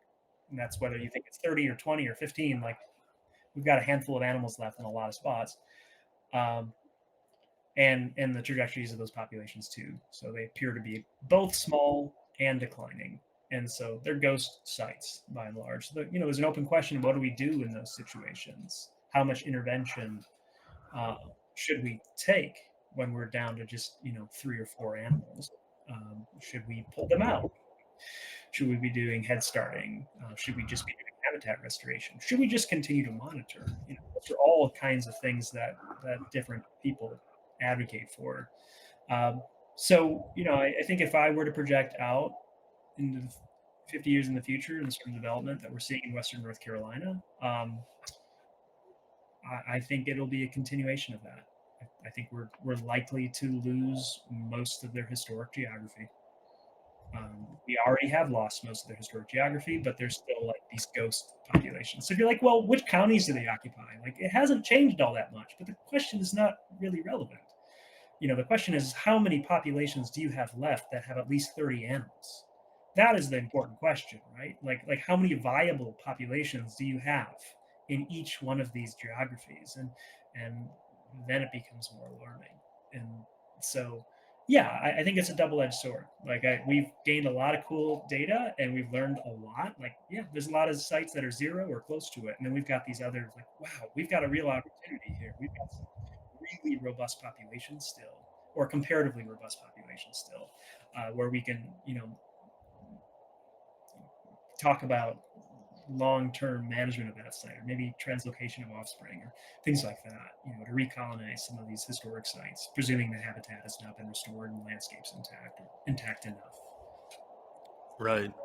And at that level with the conservation, I mean, how do you scale it? What are your ideas for how to scale it? Because you mentioned the scalability. I mean, because you're Yeah. dealing with all these disjunct populations and differential levels of connectivity, all these things. What is the best way to scale protecting these turtles?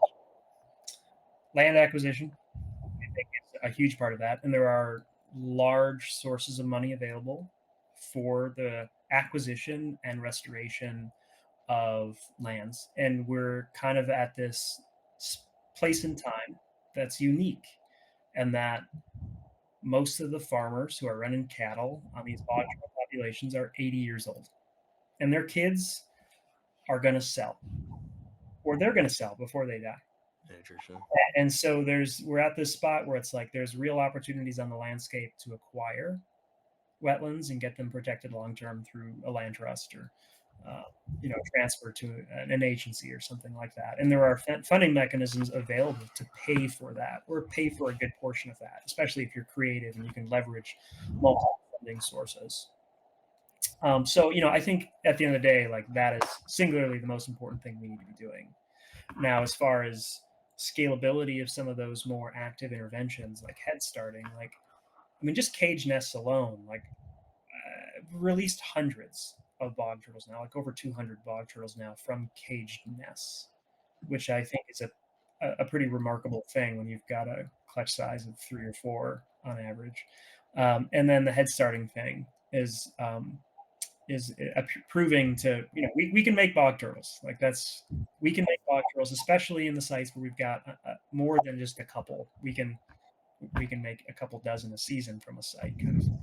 And, we released hatchlings, or head started hatchlings, into a site, and that's, I should say, in partnership with Zoo Knoxville and the Wildlife Resources Commission, and Fish and Wildlife and other groups, where we knew we were down to fewer than a dozen adults, and we released 23-inch, 25-gram juveniles into that system last year. And so I think doing that periodically is going to make a pretty significant contribution to keeping that population landscape, which is where we need to get.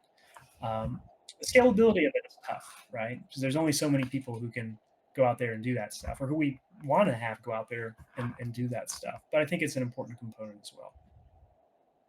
Yeah, that's awesome. The Zoo Knoxville project is a really cool thing to see. I was gonna um, try to make it down this year to help out with that and volunteer, that kind of thing, but it just time wise didn't work out. But yeah, really a great program, and as you've said, it's yeah, the patchy distribution makes it so that a lot of people want to sort of get involved, and I think that's a good thing. But um, yeah, to sort of streamline things would make sense in some ways. Mhm. Well, I think that um, sort of the last question we like to close out with every time, and is just, it pertains to us as younger undergrads, that sort of thing, and pursuing career in turtles. But I'm curious, if you have one piece or a few pieces of advice for someone that's looking to make a career in turtle work, what would that be? Mhm. I think it would probably be a few comments.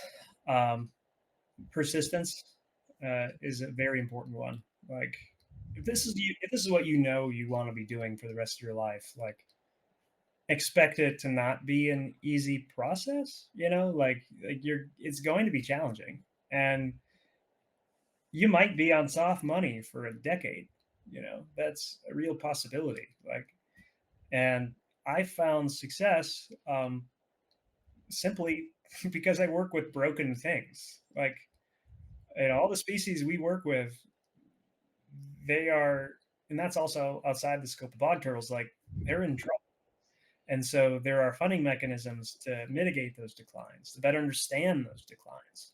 So, I'm all about basic biology research. Like some of my favorite research had nothing to do with the status of populations. It was just, you went down this path and turns out turtles talk. Like awesome. Really, really cool research. But I think that um, the scalability and the opportunities for most people aren't, most of us aren't going to become academics. Now some of us are, and if you can develop a research program in a biology program, or in a natural resources department, like more power to you. But I think that if you want to get creative, if you're kind of taking a similar approach to me, it's figuring out where the issues are. It's being able to define problems, being able to try to identify what those problems are, and then ways in which we can mitigate it. And there are resources out there, especially for rare species. Um, and then I guess I would also caveat that, like, I've been a turtle guy since I could talk, right? But there's a lot of interesting biology questions outside of bog turtles, and we're all appreciators of the diversity of life. And so, if you are willing to work with other organisms as well, it's going to open up a lot of opportunities for you. And so, keeping your hands in turtles is something that, like, we all strive for. But there's a lot of systems that require active management, active maintenance, a lot of species that benefit the tax of your interest directly or indirectly if they're managed well. And so, having broader interests outside of turtle, I think is probably a safe bet. Like I could couch myself as a aquatics restoration specialist. I could couch myself as a population biologist. I could couch myself any number of ways. And that's because I have broad interest in all of those things. Now, granted, the taxa that I really am concerned about and care about is pretty obvious to people who have time with me. But you can apply those questions, you can apply those approaches to just about anything. So stay engaged in this path any way you have to. And then, if you're interested in agency work and those types of things, I think there's certain approaches that will help you get employed in those types of jobs too. That I wish I would have known about when I was, an undergrad and even in grad school, like pathway programs to federal employment and some of the alternative ways you can get in and make sure you've got like a stable income, which is important. Like I was on the field, like that was good for me when I was in my 20s. Like I lived in all over the place and took gigs on all the species that I ever cared about, and like learned a lot. I was totally impoverished and didn't even know it, and that was just right for me. But I know that's not right for everybody. So finding a way to stay in this career is going to take um, creativity, and I think being open-minded to maybe having the imperfect uh, job, because there is no perfect job out there, but one that is actually helping us make change for turtles and for everything else in the landscape. Is there's a lot of stuff that needs our help. Awesome. Well, I'll take it to heart, and everyone listening, that it pertains to, which is a lot. I mean, a lot of the listener basis is younger, college, grad school age, so it's really helpful, and appreciate the in-depth sort of analysis. I mean, that is it. It really is helpful to get that kind of advice, from someone like yourself who's sort of been through that, and is at a point now where you can look back on it and say these are the skills, the tools. Um, well, I think we can sort of wrap things up unless there's anything else you want to throw in there, and I hope we've sort of done the bog turtle justice as much as we can do. And but yeah, if there's anything you'd like to close out with. We've got a lot more to do than justice. Just broadly, there's a lot more to be done. But yeah, no, I appreciate the conversation. I I hope if nothing else, it just made, it's a very interesting species. It's a very charismatic species. They are beautiful organisms. The way they operate in their systems is fascinating, and I hope that they persist in the landscape for a long time to come. I'm going to planning to continue working on that, and yeah, when I was, I'm a little bit older than you, and when I was your age, a community that I was aware of like turtle dorks. And so I appreciate the fact that you guys have found each other, and it sounds like you guys are doing really cool conservation, and you are light years ahead of where I was when I was your age. Like I think having a cohort of friends and colleagues to kind of go through that process with, I'm sure is really helpful. So I applaud you guys in doing that. I think it's really neat.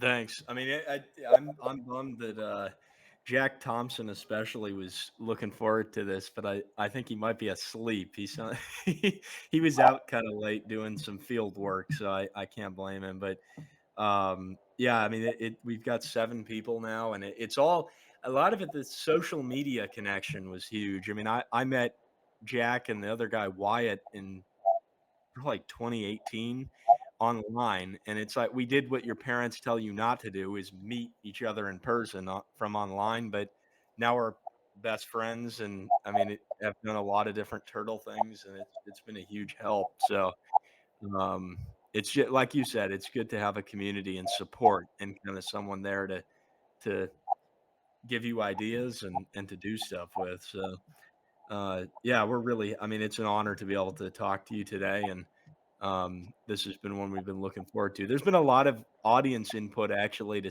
say we need to sit down with you, so it's been really a pleasure.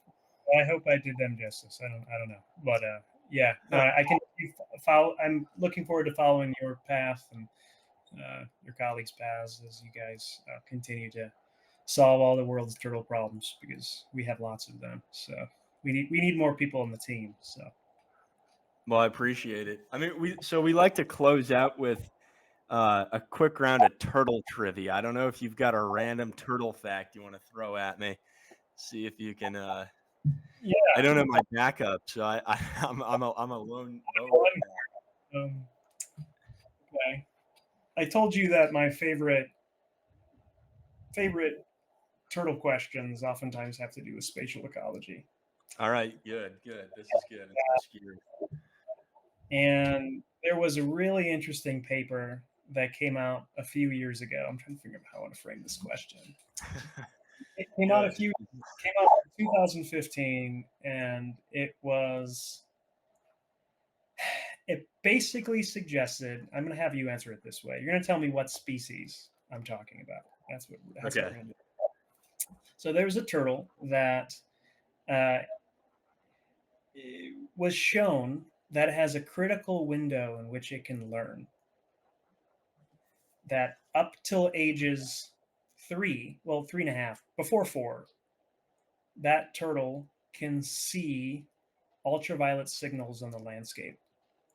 And so the young turtles see the feces and the little bits of adult turtle when they're migrating between water bodies. And so the little turtles can follow the paths of the adults. But by the time they turn 4, they lose the capacity to learn. They lose the capacity to see signals. They can't see ultraviolet anymore, is what the author hypothesizes.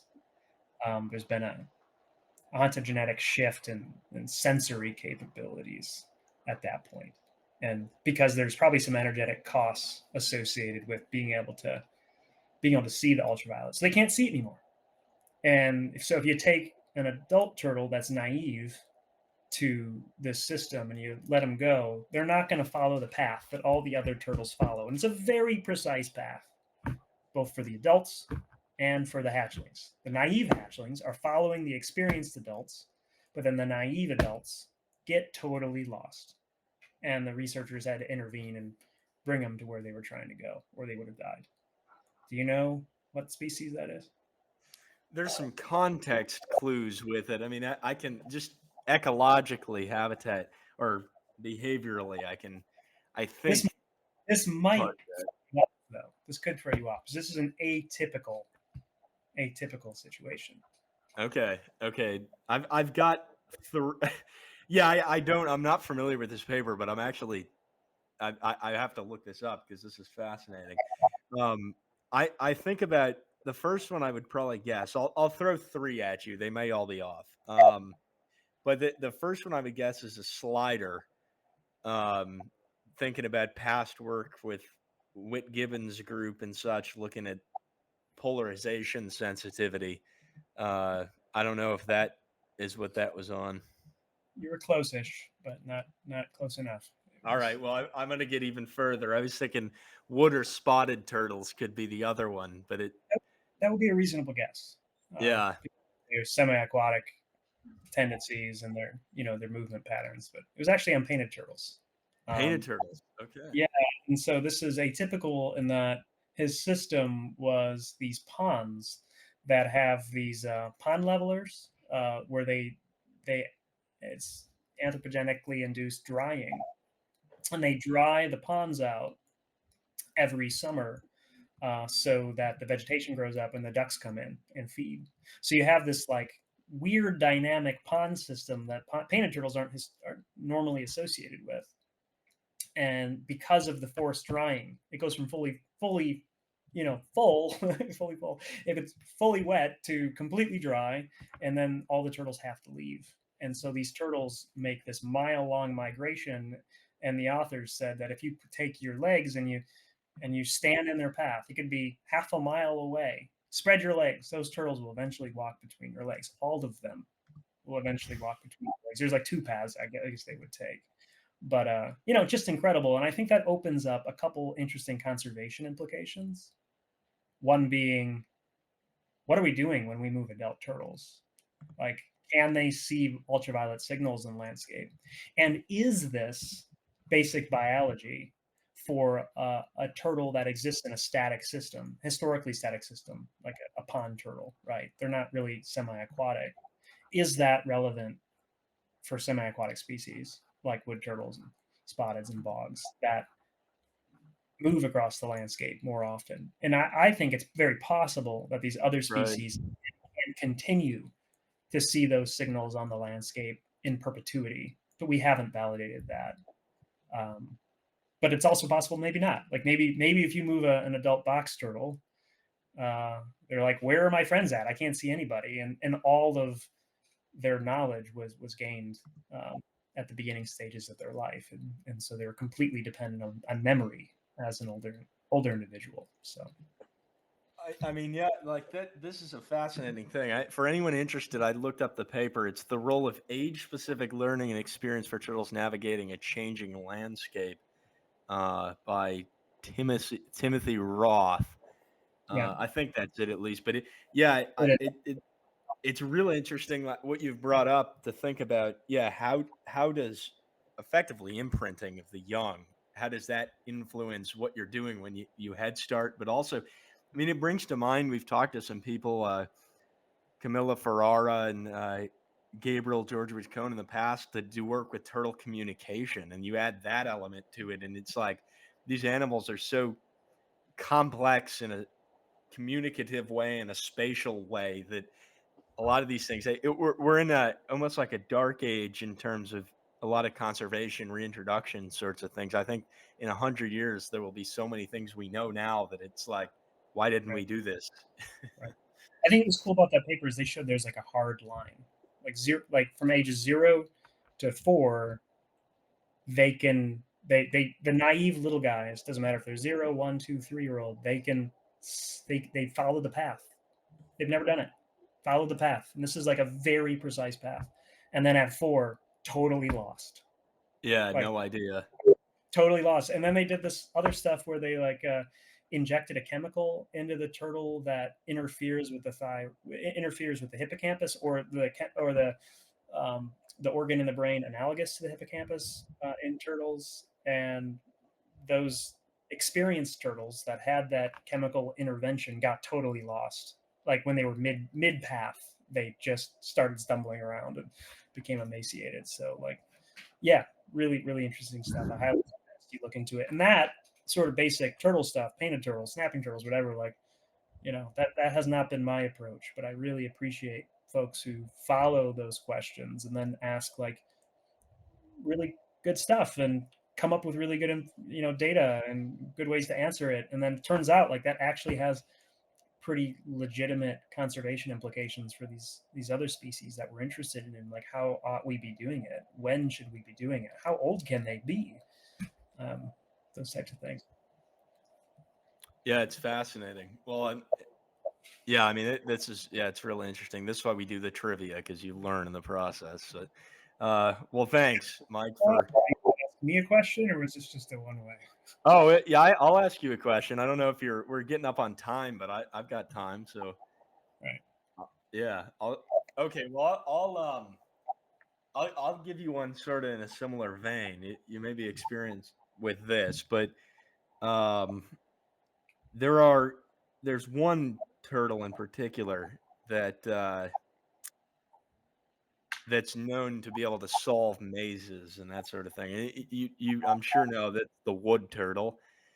But there's another one that there's been some work that's been done, at least one paper, I think maybe actually multiple, that uh, it's not, well, I won't even say that, but there's another turtle that can also solve mazes, and has some ability for sort of spatial navigation with respect to obstacles, that kind of thing.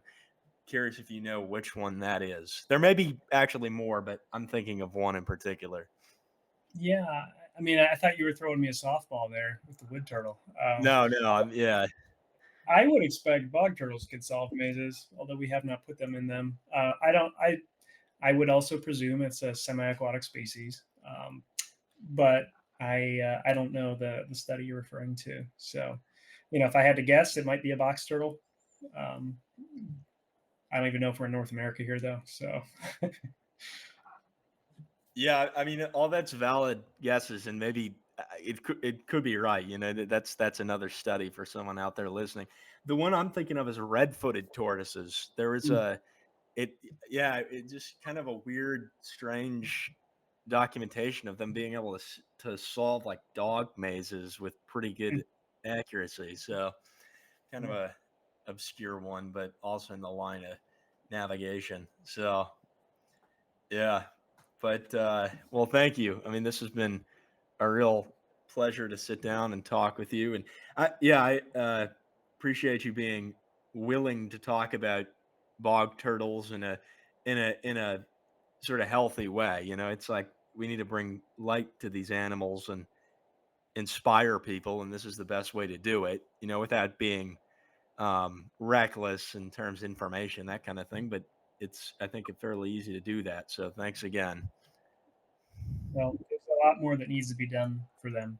So, it's. I think it's important to have those types of conversations, and the absence of action, I think, is more dangerous than than some of these alternatives. So, I expect we'll continue to do good work, and I, for one, invite um, folks who want to engage, and always happy to answer questions if people want to come talk to me. So Cool.